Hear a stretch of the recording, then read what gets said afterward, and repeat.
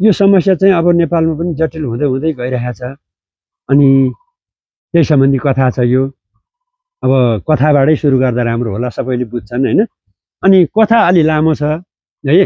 अब यो कथा हो भनेर हावामा उडाए पनि ठिक होइन, यो सारा नेपाललाई सचेत गराउने एउटा मूल मन्त्र हो भनेर यसलाई हृदयमा राखे पनि ठिक। कथा चाहिँ अलिकति लामो छ होइन। एउटा गाउँमा एउटा धनी मान्छे हुनुहुन्थ्यो अरे है, धनी व्यक्ति क्या, गाउँभरिको जस्तो जिम्वाल जस्तो, तर जिम्वाली शासन चाहिँ होइन, अलिकति धनी, जग्गा जमिन अब प्रशस्ति भएको पेसा, अब आफ्नो यताउति पेसा गरेको प्रशस्ति भएको जग्गा जमिन भएको मान्छे धनी थिए अरे। अनि उनको एकजना छोरा थिए अरे क्या। अनि छोरा थिए, अब हुर्काए बढाए पढाए, बिहेदान गरे होइन, गरे। अब रहँदै बस्दै जाँदा उनका चाहिँ नि ती बुढा धनी बुढा बाआमाहरू बित्नुभयो होइन, बितेपछि छोरा बाँकी। अब छोराको बिहे गरिसकेका थियो। अब धनीको छोरालाई भनेपछि अलि धनीकै छोरी दिन्छन् होइन, धनीकै छोरी परेकी थिइन्। अनि रहँदै बस्दै उनका दुईवटा छोरा भएछन् है। अनि दुईवटा छोरा भए, 5-7 वर्षका, 2-3 वर्षका एउटा, 5-7 वर्षको एउटा छोरा भए। अनि अब धनीका छोराछोरी स्कुलतिर पढ्न पठाए। अनि एक दिन बेलुका उनीहरूको के सल्लाह भएछ अरे भने, अब यो हाम्रो दुईवटा छोराको भविष्य उज्जवल बनाउनु छ, यो गाउँमा स्कुल पनि टाढा छ, फेरि गाउँको स्कुलमा पढाइ पनि राम्रो हुँदैन, अनि यो गाउँको सङ्गतले गर्दा हाम्रो छोरा चाहिँ गतिला पनि हुँदैनन्। हेर्नुहोस्, श्रीमतीको सल्लाह है, गतिला पनि हुँदैनन्, यही हो हेर्नुहोस् यो गाउँको। त्यो हुनाले अब हाम्रो यत्रो सम्पत्ति छ, यिनैको लागि हो, यिनको चाहिँ भविष्य अलि राम्रै बनाउनु पर्छ। मेरो सल्लाह मान्नुहुन्छ भने हामी यो यहाँ यो गाउँमा भएको जग्गा जमिन बेचेर सहर बस्ने कि क्या हो, छोरछोरीको पढाइ पनि राम्रो हुन्छ छोराहरूको भनेर श्रीमतीले सल्लाह गरिछन् होइन। अनि बुढाबुढीको सल्लाह भएछ। अनि कुरो त ठिकै हो, तिमीले नि अब यहाँ गाउँमा बसेर चाहिँ केही हुँदैन, बच्चाहरूले पनि राम्रो संस्कार सिक्दैनन्, पढाइ पनि राम्रो छैन, कुरो त तिम्रो पनि ठिकै हो। अब दुःख पनि कति गर्ने र, हाम्रो बसी बसी खाए पुग्ने सम्पत्ति थियो, तर दुःख गर्नुपर्छ भन्ने सल्लाह भएपछि होइन, यो बेचौँ, हामी सहर जाउँ, उतै घर किनौँ, बच्चाहरूलाई नि राम्रो राम्रो स्कुलमा हालौँ, अनि बरु उतैतिर बिजनेस व्यापार गरौँ, त्यसो गर्दा कसो होला। अब यो कैयौँ पुस्ताले यही जमिन भनेर यही गाउँमा बिताए, अब हामी पनि त्यसै गरी बिताउने त भनेर श्रीमतीको सल्लाह भएपछि श्रीमानले पनि हुन्छ भन्ने सहमति जनायो होइन। र अब उनीहरूको छोराको भविष्यको लागि उनीहरूले गाउँको जग्गा जमिन सबै बेच्ने भए। 2-4 महिनामा बेचबिखन गरे। अनि सहर गए, सहरमा घर किने, छोराहरूलाई 101 दुईवटा छोरालाई राम्रो राम्रो स्कुलमा हाले। अब हालेपछि पैसा त छ गाउँको, अब यत्र जग्गा जमिन बेचिया पैसा छ नि। अब त्यसो होइन, हामी नि यसो यतिकै नबसौँ, अब बिजनेस व्यापारतिर हात हालौँ भनेर बुढाबुढीको सल्लाह भयो। छोराहरू चाहिँ नि राम्रो स्कुलमा पढाएको छ, हुन्छ भने अब बिजनेसतिर हात हाले। बुढीले एक थरी गरी, बुढाले एक थरी गरे होइन। गर्दै गर्दै गर्दै गए, उनीहरूको राम्रो व्यवस्था हुँदै गयो। अनि 2-3 वर्षमा उनीहरू चाहिँ अलि राम्रै व्यापारी बन्न थाले होइन। अनि त्यसपछि अब उनीहरूलाई फुर्सदै हुन छोड्यो। अनि दुईटै छोराहरूलाई बोर्डर्स गरिदिए होइन, होस्टेलतिर राखेर पढाए। अब दुईजना बुढाबुढीको व्यापारले चौपटे लियो क्या, कमाए, मजाले कमाएपछि अब के हो त, बुढीलाई नि फुर्सद नहुने भयो, बुढालाई नि फुर्सद नहुने भयो। अनि दुईजनाको गाडी होइन, बिहान उठ्ने, आफ्नो व्यापारमा जाने, अब बेलुका कुन बेला आउने। अनि त्यसो भएपछि अनि फेरि एक दिन बेलुका एउटा घर कुर्ने मान्छे त राख्नु पऱ्यो, हामीले यसरी निसँग छोड्दा त घर त चोरी हुने डर छ, ऊ छ, के गर्ने भन्ने फेरि सल्लाह भयो अरे। हुन्छ नि त, राखौँ, यसो एउटा दुःख पाएको मान्छे खोजौँ, राखौँ, सफा सुग्घर गर्छ, घर पनि कुर्छ, त्यसलाई एउटा बस्ने यता क्वार्टर बनाइदिउँ, ट्रस्ट हालिदिउँ भनेर ल हुन्छ भनेर ट्रस्ट बनाएर अनि उनीहरूले एउटा कामदार खोजे अरे होइन। अनि एउटा त्यस्तै सोझो खालको मान्छे भेटेर काम गर्छस् भन्दा गर्छु भन्यो। ल्याएर सबै कुरो देखाएर, तैँले हामीलाई खानापिना केही पकाउनु पनि पर्दैन, अब हामी घरतिर खाना पनि भ्याउँदैनौँ, म 7 बजे आएँ, श्रीमान 10 बजे आउनुहुन्छ, श्रीमान 6 बजे आएँ, म 11 बजे आउँछु, हाम्रो ठेगान हुँदैन। त त्यो क्वार्टरमा बस्ने, पकाउने, खाने, घरहरू सबै सफा गर्ने, घर कुरेर बस्ने, फुलबारी हेर्ने, सफा गर्ने, तँलाई यति तलब दिन्छौँ, हुन्छ भने उसले हुन्छ भनेर होइन। र राखेँ। अनि राखेँ, अब घर कुरानी भयो। अब उनीहरू बिजनेस व्यापारमा एकदम उ भयो। छोराहरू उहाँ होस्टेलतिर राखेका छन्, बोर्डर्स गरिदिएका छन्, जति जति पैसा भन्यो त्यति स्कुललाई पठाइदिएका छन्, पढाइ पनि राम्रो छ, उनीहरू सन्तुष्ट छन् बच्चाहरूको पढाइमा होइन।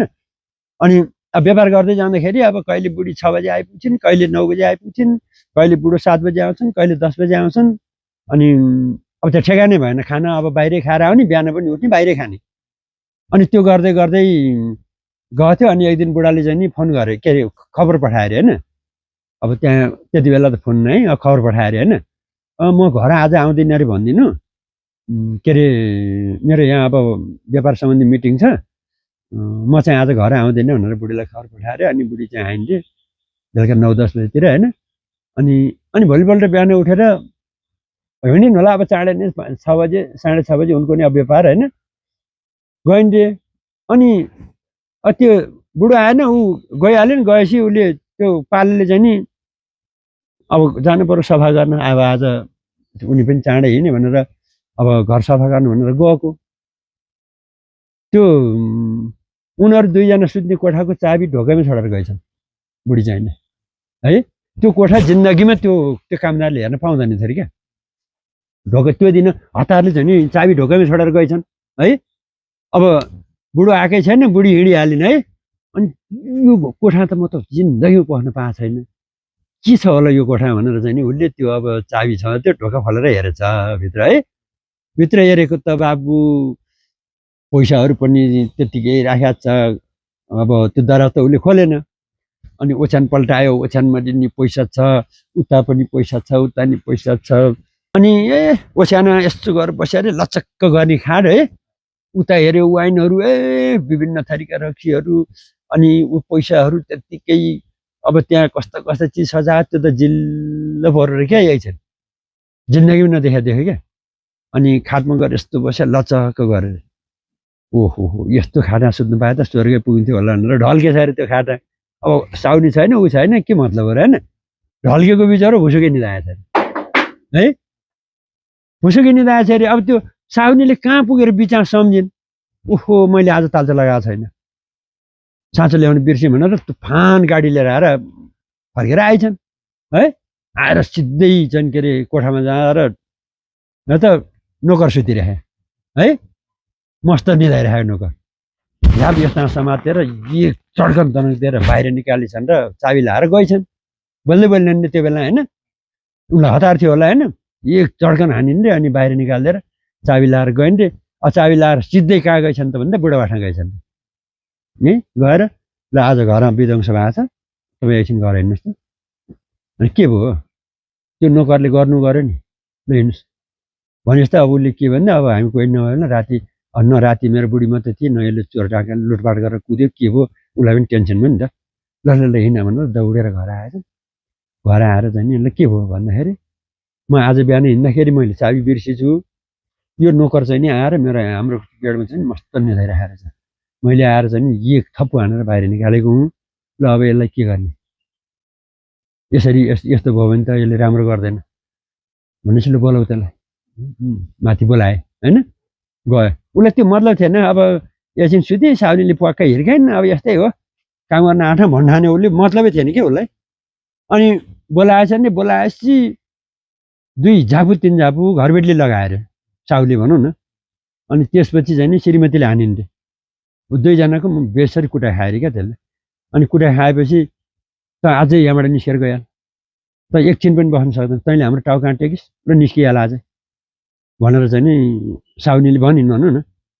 भनिन्। अब ऊ बिचरा सोध्दै थियो, केही थिएन, ठिक छ हजुरहरूले अब गल्ती मैले गरेँ, निस्कि भन्नुहुन्छ भने निस्किन्छु, मेरो हिसाब गरिदिनुहोस् म जान्छु भनेर।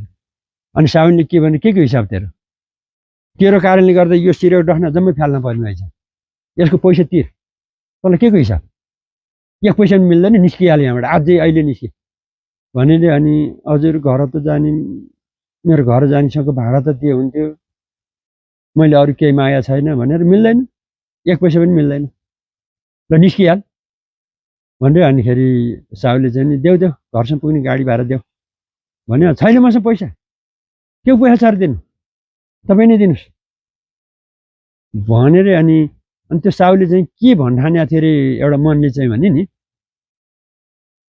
यो मोरो एकैछिन त्यहाँ पस्दाखेरि त भुसुक्क एकैछिन निदाउन सक्यो यो बेडमा, तर हामीलाई रातभरि निद्रा नलाएर कहिले वाइन खानु परेको छ, कहिले निद्रा नलाग्ने औषधि खानु परेको छ, हामीलाई त्यति डाहा छौटौटी छ, यो चाहिँ भुसुक्कै निदाइरहेको छ है। हामी कतै कतै कतै भुलेर, हामी पैसाको लोभमा भुलेर हामीले हामीलाई यस्तो डाहा छटपटी भएको त होइन भन्ने कुरो सोचेको थिएँ अरे होइन। अनि ल त निक्लिहाल, मलाई हतार छ, म हिँडेँ भनेर श्रीमती चाहिँ हिँडिहाल्यो नि, यसलाई निकालिदिइहाल्नु गेट बाहिर र तालचे लाएर साँचो लिएर जानु भन्यो नि बुढीलाई। अनि अब त्यो साहुले कति पैसा दियो है उसलाई, दियो ल जा बाबु जा, त आजबाट जा, हामी त पैसा भएपछि हामी त जस्तो धेरै पाउँछौँ, नि त निस्कियो आजबाट भने निस्केर गेटमा तालचे लगाइदिएर गयो, उसलाई निकालिदियो। अब ऊ खुसीले गयो, मेरो नि बा आमा छन्, यिनीहरूको भरमा बाँच्नु पर्यो होइन, मेरो गरी खाने ठाउँ छ, मेरो बा आमा छन्, मलाई के छ र, जान्छु नि घर भन्यो। ऊ गाउँ गयो, आफ्नै गाउँ गयो। यता अब चाहिँ नि उसको बुढाबुढी, साउको बुढाबुढी व्यापारमा बिजी होइन, अब बेलुका कुन बेला आउने, उतै खाएर आउने हो, घरमा केही नखाने। अब घरमा खाने भने त्यही निन्द्रा नलाएर कि ट्याब्लेट कि यही खाने हो क्या, त्यस्तो छटपट्टि हुन्छ नि त, निन्द्रा लाग्दैन होइन। अनि गर्दै गर्दै गएपछि छोराहरूले पनि राम्रो पढे, एकदम राम्रो पढे, उनीहरूको नम्बर उत्कृष्ट आइरहेछ, उनीहरूले विदेशमा पढ्न जाने स्कलरसिप पनि पाए, उनीहरू विदेश पनि गए, छोराहरू विदेश पढ्न गए होइन, गए, उहाँ पनि राम्रो गरे, उ गरे, त्यहाँ अब राम्रो गर्दै राम्रो पढ्दै, अब मेहनती राम्रो पढेको राम्रो नम्बर ल्याएकोलाई त त्यो जुन देशमा गयो हाम्रो नेपाली त्यही देशले राख्न खोज्छ क्या, हाम्रो फाइदा लुट्छ विदेशीले होइन। जसको दिमाग तेजिलो छ, जो राम्रो छ, जो ट्यालेन्ट छ, त्यस्ता व्यक्तिहरूलाई त उनीहरूले फकाइ फुलाइ उनीहरूको देश फर्किन नदिएर आफ्नै देशमा राख्छन्, उनीहरूको देशको प्रगतिको लागि, हाम्रो प्रगतिको लागि होइन, देशको प्रगतिको लागि उनीहरू त्यति बाठा छन् क्या। अनि उनीहरूलाई चाहिँ अब त्यहाँ भनौँ न के ग्रिन कार्ड सिन कार्ड पाएर उनीहरू उहीँ व्यवस्था गरे, दुइटै छोराहरू उहीँ बस्ने व्यवस्था भएछ। अब यहाँ बाबाआमालाई चाहिँ गर्व छ, मेरो छोराहरूले यस्तो उत्कृष्ट नम्बर ल्याएका छन्, यस्तो पढेका छन्, विदेशमा छन्, के भयो र भन्ने गर्व छ। अनि एक दिन दुइटै छोरा आएछन् क्या, अनि आएर बाआमासँग बेलुका सरसल्लाह गरेछन्, बाआमा तपाईँहरूले हुर्काउनु भयो, बढाउनु भयो, पढाउनु भयो, अब तपाईँहरूकै दिनु हो यो, हाम्रो त के नै थियो र तपाईँहरूले राम्रा स्कुलमा हालिदिएको भए, आखिर हामीलाई त्यो गाउँमै राखिदिएको भए हामी किन यस्तो बन्न सक्थ्यौँ र, हामी गाउँले बन्थ्यौँ, त्यतातिर जिन्दगी बित्थ्यो होला।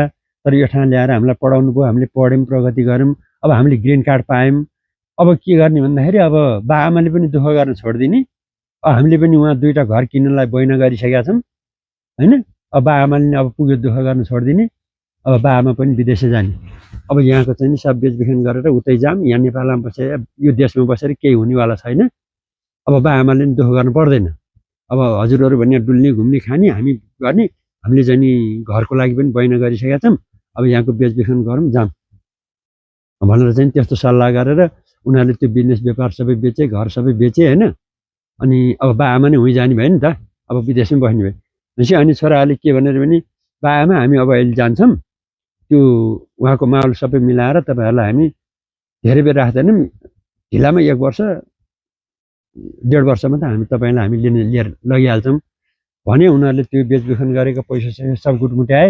अहिले बाआमाहरू त्यहाँ आश्रममा हामी पैसा तिर्दिन्छौँ, एउटा पैसा तिरेर बस्ने आश्रम भने सुख सम्पन्न हुन्छ क्या, सुविधा सम्पन्न होइन, सुविधा सम्पन्न आश्रम हुन्छ।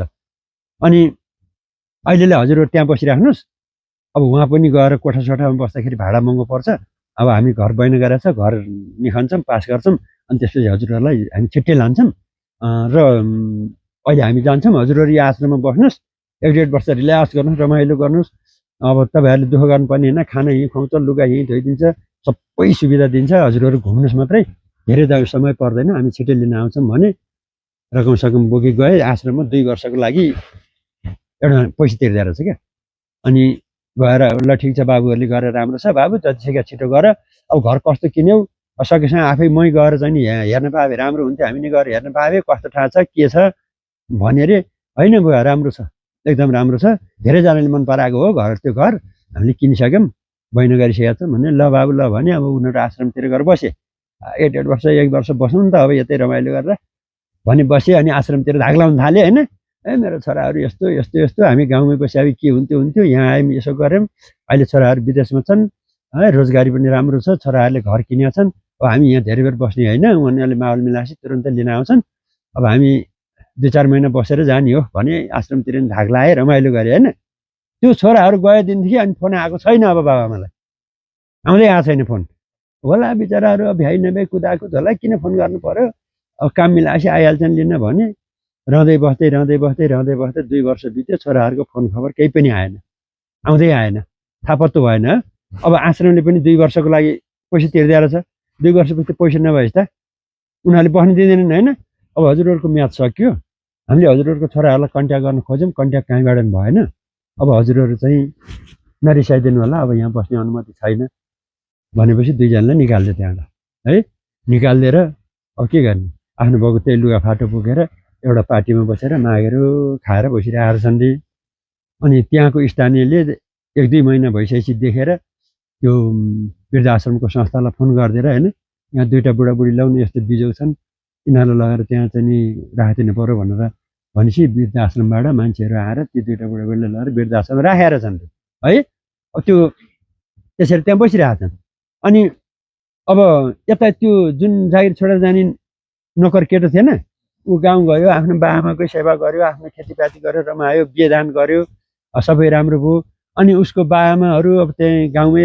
बितेपछि 1-2 वर्ष भएपछि उनीहरू बुढाबुढीको सल्लाह के भएछ अरे भने अब हाम्रो बाआमा हुनुहुन्न यो बाआमाको तिथिमा को दिन चाहिँ नि अलिकति केही न केही हाम्रो केही अंश वृद्धाश्रममा लगेर एक दिन खाना खुवाउँ न त्यो बुढाबुढीहरूलाई भन्ने श्रीमतीको सल्लाह भएछ अरे होइन ए ल हुन्छ नि म बुझेर आउँछु भनेर बुझ्न गएछ अरे अनि गएपछि त्यहाँको स्टाफलाई गएर भेट्यो अरे यहाँ कतिजना वृद्धाश्रम बुढाबुढी हुनुहुन्छ भने हुनुहुन्छ 25-30 जना 25-30 जनालाई एक छाक खाना खुवाउनु कति पैसा लाग्छ भनेर सोध्यो अरे होइन अनि ठिक छ हामी लिस्ट उतारेर दिन्छौँ अनि कति पैसा निस्किन्छ त्यसपछि भने ल निकाल्नु त भने उनीहरूले चाहिँ एक छाक खाना खुवाउनलाई के खुवाउने भन्दाखेरि हामी सादा खाना यस्तै अब मिठो मिठो चिजहरू सादा खानाहरू खुवाउँछौँ भने उनीहरूले सबै लिस्ट बनाउँदाखेरि लिस्ट बनाएर दिए अरे होइन अब यो हजुरले किनिरहनु पर्दैन यही बराबरको पैसा हामीलाई दिनुहोस् अनि खाना चाहिँ हजुरले हामी बनाइदिन्छौँ हजुरले खाना खुवाइदिनुहोस्